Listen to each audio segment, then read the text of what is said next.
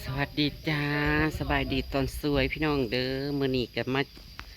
โทรหานางตุ๋ยแล้วนางว่าน้ำบ่สำบายพี่น้องลงไปดำหน้าซอยเขาให้หนึ่งเพิ่นว่าบ่สำบายเป็นไข่สมัครไข่ย้ำดำหน้าแถมมันก็จักความแถอีน้อยอีหยังสมัครผู้จักความแถกว่าบ่เขาดำหน้าปอกลงไปเพราะว่าไข่เนาใดเนาะไข่ไก่คือว่าไข่เนาใดสวัสดีจ้าตรวจเลือดตรวจเลือดยังอยู่บ่ไปให้หมอมาเป็นจ้อเลือดเอาไปตรวจให้เด้อคู่มือนี่มันแห้งกับฟ้าฝนตกนี่ไข่เลือดออกไข่ยุ่งระบาดนี่หมอใดหมอเย็นหมอหอนนี่ก็เลยว่ามาเยี่ยมนางที่เราวัดสิบ้านลงไปซอยสะพานดำน้าแต่ว่ามันสวยเลยลงรอบแรงคนแหละพี่น้องเอ้ยตอนนี้มัน41 โมงแล้วเขาก็สิใกล้สิขึ้นเลยหากยังดำอยู่ยังดำแซ่ๆอยู่กับอันเอาบ้าเดี๋ยวพอชิปผูกเดี๋ยวพอชิปคนจ่าอัตติกับวัดสิมาอยู่มูเฮ็ดเวกบ่เฮ็ดบ่ได้บัดมูบ่ได้เรื่องบ่โลกตายอ้าวกับมันเศร้าจังเฮ็ดยังลายอยู่ดอกหน้าเนี่ยเอาอันนี้ของมาฝากค่ะลาดหน้าค่ะเอาไปลาดหน้านะคะของคนป่วยทั้งข่าวทั้งบอสสดใสคือว่าแหละพี่ดอกเอ้ยปีดีก็ได้มันเมื่อยคันมันมึงนักกระตูนะครัวมันเมื่อยมันหม่อยนะมึงให้เขาเจาะเลือดรถได้ตุ้ยอาการไข้เลือดออกไข้ยุ่งมันสิประมาณนี้ได้เจ้าในแห้งข่าวป้าเจ้าบ่มักใส่ยังยุ่งไปเกลือยุ่งนั่นมันพูดเงินอยู่กันแล้วออกไปโลเธอเอาไปเช็ดทีดูแจ้งคาสิอนามัยตียังบดสอดเพราะว่าอะไรมื้อนี้เอาเงินมาให้อันข้าเจ้าเลยเงินไผไม่ค้ำบ่ช่างอันนั้นนะกับผู้หาน้ำกับบอท่านเดินใช่นะน้ำอากินนี่ก็ฝากมาจาก1,000 6,000 8,000บ่วะโอ้ติดตาย่านเขาโทษติดตาย่านก็ให้ได้เงินแล้วฝากเดือนหนึ่งเท่าไรเทื่อเนาะพวกเราก็ดีว่าอลีก็เอามาแล้วก็ปั่นจันใช่ทั้งใต้ทั้งเนื้อเลยมันก็บอกว่าใช่เนาะแม่สูบมีเงินในทุ่งคลองอาใจเขาเอามาให้อยู่เนี่ยนะถือผู้บดีแล้วพ่อแฮอันนี้ต้องว่าถือผู้ดีแท้ก็เดินเลยช่องทางเทือเนาะเดือนหนึ่งเทื่อฝาก2-3 เทื่อเอาอีกแล้วคือว่าแล้วเป็นอยู่ทะเลเงินเดือนเพิ่นก็สิสูงแน่เขาได้เงินเปอร์เซ็นต์แน่แต่มันปู่ลายได้เลยหัดใจคือว่านั่นแหละตะขี้ข้านคือไปเอามากินเห็นเงินแล้วผัดชื่อไปเอาถ้วยมากินโอ้ยฝนก็เอื้อนเขาก็เอื้อนเนี่ยก็จะเขาก็ออกแต่เฮือนได้พี่น้องเอ้ยเพิ่นฝากมา3,000อีก3,000ก็หักค่านะเพิ่นเหลือ3,020 บาทหักบ่ได้เวให้เพิ่นดอกว่าตอนแรกยังสิลงให้เอาคันว่าเฮ็ดคอกผัดข้าวมันอะไรนางอันนี้นะรอดกระทั่งกระไดนี่บ่ดูสิคะอันนี้วัวพันธุ์อะไรคะพันธุ์แบ้จ้อยงวดแต่ละตัวเพียลายเพียป่องลายงวอันพี่หายเพิ่นอาติยังว่าเห็นสอดจ้ะทางกับเปื้อนพี่น้องเอ้ยขี่รถมาคอยจองมา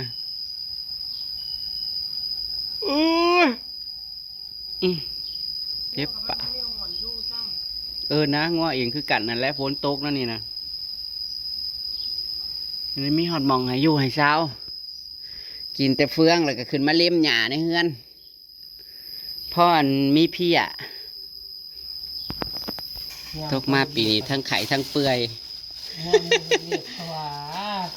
ตกมาปีนี้นั่งทั้งไข่แล้วก็เปื่อยพี่น้องเอ้ยเบื่อสุดล่าไก่นั่นแหละมันสิบ่ฮอนหาชิบคือแม่ใหญ่อันนี้แต่แหละอันนี้นะขนาดนั้นกระเทินไข่แล้วก็ไข่จนเขาดำนั่นแล้วจังเช้าซะพอดีตายไก่มื้อนี้ก็มันอยากตายเลยเดี๋ยวนี้ฝนให้เนาะฝนกระดอกกระเดี่ยดิซื้อลาดหนามาฝากนางจ้าข้าวปูนะได้จ้ะเธออันไหนข้าวปูดำแล้วทางไก่งามอยู่มันขึ้นอยู่มันก็เคี้ยวอีละกะเขางามมันเป็นกีบมันเด้อันนี้กานะเข้มจักรวาลใดอยู่มันบ่ทันใหญ่เฮ้ยมันก็ลกเมื่อมันก็จะ มันกับพ่ออยู่แต่ว่ามันน้อยเด้มันน้อยแล้วมันโหบบ่ได้ มันก็จะห่างแน่ ห่างมันบ่อย่างนี้แต่มันพู่ขึ้นน้ำก้น อืม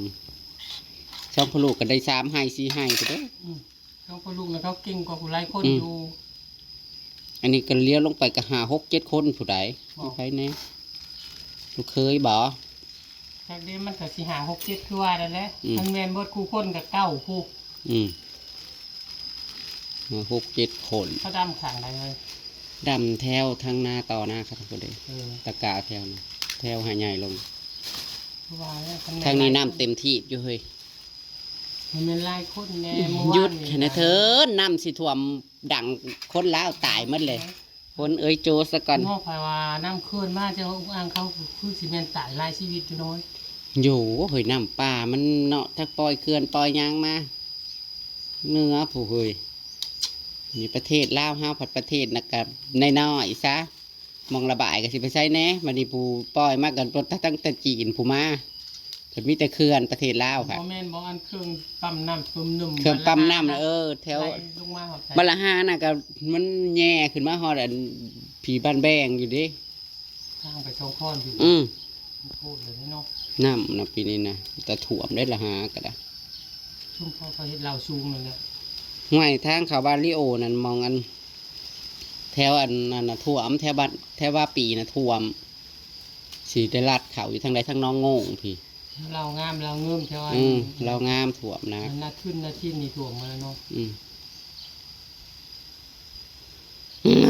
จะกินอยากๆอีหยัง ช่องเข่าไปใช้มือไปดำหน้าบ่ จักหากเมื่อเช้าได้เห็นเพิ่นถ่ายคลิปอยู่นะผู้เพิ่นออกไปซ่อมเมืองหน้าแหละเพราะว่าเมื่อวานน่ะเพิ่นบ่ได้ไปเด้เมื่อเอ่ยเพิ่นมาหาไปโลกกานะ พูดตกบนมือคือ ฉันก็อยู่เฮือนเบิดมือกับหมูกับหมัดแถวนั้นแล้วก็กอกแกก ไม่ได้มือมันแบบพูดถึงเยอะบ่ ๆผู้ขึ้นอยู่กับไอฮอกๆแห้งๆอยู่ครับประธานได้ฉีดยาเรื่องไอก็คือธรรมดานะแบบว่าไอซับนึงนี่นะบ่ได้ว่าไอเอาจริงเอาจังกินให้มันเมิดกินให้มันแซ่บแน่ ก็โตมาวันว่ามึงเป็นได้มึงเป็นตาลอดด้วยกินแล้วกูกว่าก็ได้ยินเบานั้นอันนั้นกูเป็นตาบ่รอดเพราะกูก็มีแห้งอยู่ว่าแล้วก็ว่า แต่ว่าขายหมอยลงอีก เมื่อนเอาไปให้พ่อมานั่งนอนกลางคืนนะตื่นลุงว่าอยากกินข้าวหาทุ่มนึกเปิดไปโค้มลุงมางูนะเที่ยงหัวบนนอนกับตัวนึงตั้งงานกับตัวนึง งูเนี่ย งูเขียวตัวเก้านั่น มันมาอีกเนาะ แหลงงูด่างทั้งเที่ยงหัวนะ พุงงูกับแกะ เขียว เฮ้ยงูกับแกะแล้วเป็นตาญาติ โอ้ยใคร มากินนกกินนูอยู่ ให้ เลย แต่ นะ ว่ากูอยากกินข้าวก็ใช่เสียกูตายบ่ฮู้จักที่เขาบ่จักสาเหตุกูตายแล้วว่า แล้วก็สิได้ฟังกุยลีบ่ เลยลุกไปหาไม้ปักคิดออกไปก็แล้วมันก็มาอีกว่า บริขาบ่บริขา แต่ว่ามันก็อยู่ในเฮือนมันสิหู มัด นอ ช่ น อง บ่ บ่ จ้ะ มัดช่อง ข้อมูลนั่นน่ะมีแต่พ่อเจ้าขาบ่เวลามันไปแล้วมันไปมันมาใหม่ ก็ตื่นมาแบบว่าเป็นไข่แบบนี้เอ้าอีกตายแล้วตายว่าให้สู้ มันเป็นเอาไปขางูบ่มึงยังไข่ มันเมื่อยมันบ่ขามันสินอนได้บ่อยู่ได้บ่นอนช่องโตจ้ะ ตาย่านพี่น้องเอ้ยมือดีขึ้นดีเพราะว่าตายบ่ฮู้สาเหตุเพราะว่างูคก จักก็สิฮู้จักว่ามันตายย้อนยังก็บ่ เขา จั ก็ ก สิว่ามันไล่ตายมันตายมีแฮงเขาเอาไปฟังโอ้ยแม่นความเก่า งูโคกเขาก็ไปฟังคือเก่านั่นแล้ว แค่นั้นแหละ แล้วเบิ่งไล่มือแห่งตัดอยู่ เฮ้ยตาย่าน เห็นว่า จะได้ตายมีแฮงอย่านะ ลูกมาอยากเป็นอยากกินข้าวอยู่ว่าเปิดไพ่มากเพราะว่าโยกคอร้อยเล่ๆแววลงทั้งใต้เพราะว่าเคี้ยวลืมๆอีแล้วทั้งนั้นก็โอ้ยใครแต่กูลูกไว้ ทางเคียวทางการบ่หุ้ยตัวการน่ะแล้วมันเป็นตาย่านการป้องงูทาง นายจะขึ้นได้จะขึ้นได้แล้วเบิ่งอันนี้ก็มือล้านอยู่ โอ้ยมันนี่มันคือเกาะได้ดีแทนกระดูกขางมันน่ะ เป็นอะไร เยอะกินนะแม่เธอ คิดแล้ว เรา นะ ก็กินหมอ เมื่อวานนี้ฉันก็ไปกินแล้วของโยดห้านโยด50 บาท ถ้าจะกินยังเหยแต่ละมือว่านนี่ก็ไปลงไปซับเอาหน่อไม้ขึ้นมาต้ม กินทั้งมื้อเช้านี่กระทั่งกิน3 คาบแล้วใช่ปะกินต้มหน่อไม้นะ เอามาต้มฟ้า บ่นะกินฮักกะยาไม่ใช่ท่านอยากว่ากินยังกะคันกินเท่านึง2 เทื่อแล้วมันก็วายเลย เดี๋ยวอาร์ตี้มาจังสิไปซองเบิ่ง อันงัวนะกินต้องกินหมากมันนั่น อ่ะกูหมากนาวก็กิน บ่ได้ส้มบ่ได้แซวขึ้นมาแล้วผูกแล้วก็บ่ได้ทัน อืม บุ้งว่านะเห็นเบอร์ใบไม่ได้ก่อน หมักนาวกับกินจะเป็นบริสุทธิ์ เดี๋ยวบุ้งว่านะไอ้ผู้ป่องแล้วก็ต้องไปหาลอกกินนะ เนาะหมักนาวตังวาดกก็ได้ น่ะ ชูเอ้ยกินอะไรก็กินมาเอากินสดใส่ให้มันเป็นตาแซ่บแน่ให้มันเบิด เฮ็ดไข่นะป้าก็ไปเอากับมา สิไปซองมึงอยู่อ่านมาก่อน ในทางเขาบนเอาในทางเขาไปเห็นบนช่องดอกแล้วมันออกมันกลุ่มเคี้ยวลืมๆในกระตัวทาง เดี๋ยวอ่านมาจะไปซองเบิ่งทั้งนั้น ครับเขาเลยก็บอกเบิ่งอะไรขั้นน้องเจอเชี่ยวจะทางอะไรนี่เคยเอาเขาอ่านแล้ว ข้างทาง ตัวใดโซลาร์เซลล์ เพลงหน้านี่ เทียงนา ทางไปหน้าย่อนั่น อ๋อเทียงหลังนั้นนะ ขั้นน้องเจ้าครับคือขันเราจะได้ไกลมือ คันบ่มีคนหานะสิได้แม่ยายน้อยเราบ่ได้ไปหาบ่ จักดูว่าบ่เฮ็ดหน้าเลยถ้าหาจะเฮ็ดบ่ เนาะ เราก็วนกับป่านี่เนี่ย ม คนก็ดำลายแล้วพี่น้องเอ้ยปีนี้นะเขาก็ดำหน้าลายดำไว้แล้วปีนี้ทางบ้านอำมาลากะพวกเจแหล่กะดำลกกะพ่อใหญ่เลินกะดำมื้อนี้ผู้วันกะวานหลาย ในบ้านคนนี้เฮ็ดเทิงทุกคนเป็นบ้านนั่นเอง ว่านก็น้ำเหยียบลงก็จักสิจะขึ้นเพราะปได้แล้วทั้งซุมเองกะ แล้วผู้ว่านก็ว่านนี่ก็ได้ผู้ไปว่าน อืม ดำก็ว่านพร้อมกันปีนี้สิได้กิน อยู่มันบ่ทันได้ละได้นี่มันก็เดือนได้เอง เดือนเกียร เจ็ดกับเจ็ดแล้วก็ยังเดือนหกอยู่มันก็มีทุนาหนึ่งแต่เก่าผู้สิงหาผู้ก็ยังดำอยู่ดำหน้านั่น พ่อข่าวสา จนสิฮอดเดือนกันยาเห็นบ่พอซุ่มน้องไม้ยังดำอยู่ข้าวหมูจนก้มสิออกเลย เพื่อนึ่งมูอย่างยิ่งแถวเลย แล้วปีนี้ชุบเพิ่นดำเลย ดำแล้วมือว่านนี่ลูกค้า เฮ้ย มาถึงได้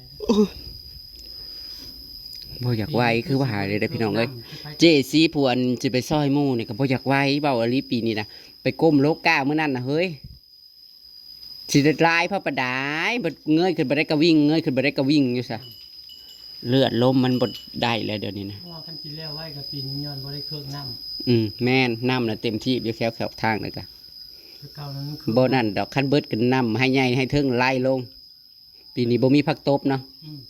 มันหนักค้างน้ำไว้ได้ปีกายแล้วของเพิ่นเป่งออกเลยแม่นบ่พายุออกเป่งออกแล้วก็ผักตบผักอัน ยังอียาจนปอนตีลงบ่ได้ ดำก็จนบ่ได้ดำค่าแต่ถาเพิ่นมา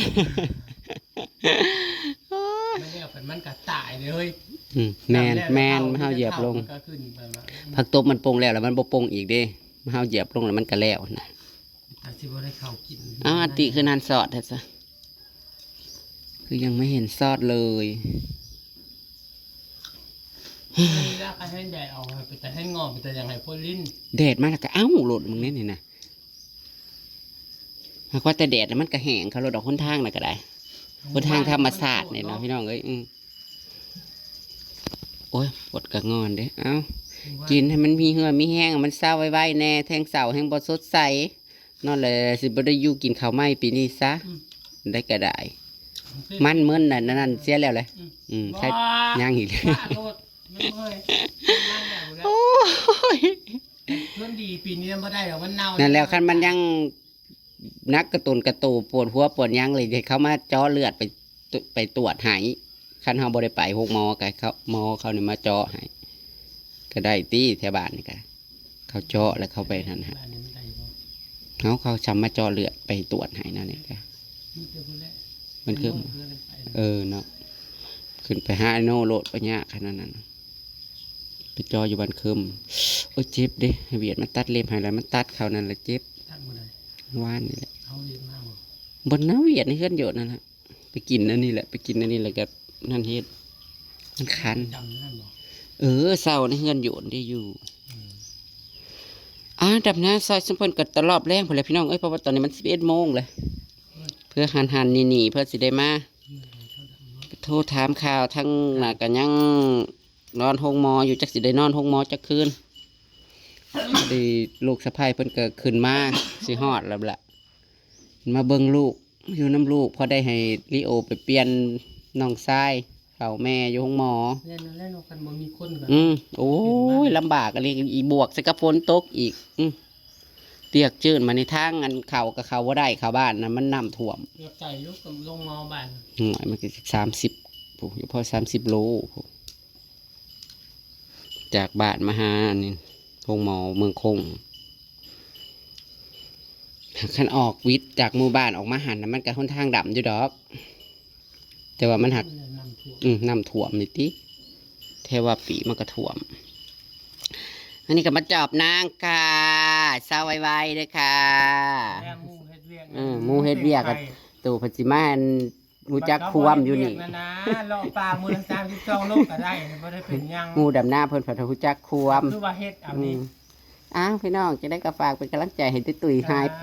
ป่วยหายไข่เร็วๆจ้าจะได้ไปดำหน้าเฝ้าดำหน้าให้มันแล้วเราก็จะได้ไปหาเฮ็ดพร้อมกัน เฮ็ดมันแล้วสิไป แม หาเฮ็ด นไปหาเฮ็ดหาฮอนแตกสวดๆกันอยู่ป้าผู้เอฟซีเบิงเอฟซีแห่งกามอยากให้ทีมงานรวมตัวกันเดี๋ยวประมาณใดประมาณอาทิตย์หน้าที่ได้นี่แหละเป็นเพิ่นจะเลี้ยงหมุกกระทงกระทะอยู่วัดซ่านได้ยินมาเอาฝ่าวเศร้าจ้าทำคลิปหน้าพี่น้องถ่าย คิดว่าปีนี้หลายคนอยู่หน้าประเทศหลายของว่าสิเรียกไว้อยู่เพราะว่าพวกพ่อ ถ่าย ไม่ อา ดี ติ แล้ว มา